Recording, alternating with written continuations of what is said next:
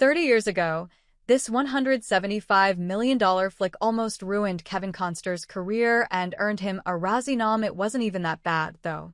Throughout cinematic history, there have been movies whose fame has overshadowed their actual content, and 1995's Waterworld is such a case. While not the worst film in history, it became synonymous with box office failure for decades.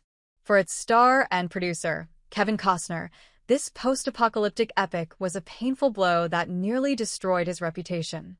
What is Waterworld about? The movie is set in the distant future when the polar ice caps have melted and almost all land has been submerged. Survivors huddle on floating atoll stations and fight for scarce resources. The main character is the mariner, Kevin Costner, a mutant with gills. He helps Helen and her young daughter, Enola, who has a map tattooed on her back that leads to the legendary dryland. Pursued by ruthless smokers, their entire journey becomes a race for the last habitable land.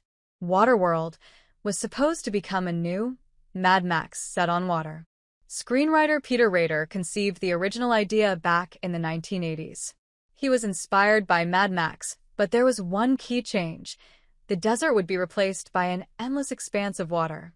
The initial scripts were lighter and comical, with the villain resembling a theatrical king with a trident. However, after Joss Whedon reworked the script, the project took on a more serious and darker tone, finally taking shape as a gritty post-apocalyptic thriller. Waterworld went through production hell. The production of the movie became a true nightmare. Ignoring Steven Spielberg's warnings about the challenges of filming in the open ocean, director Kevin Reynolds and producer Kevin Costner headed to Hawaii.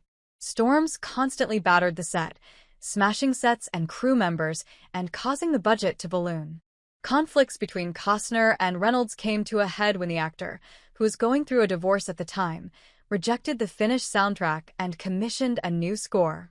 The final budget soared to a then-record $175 million, making Waterworld the most expensive film of its time.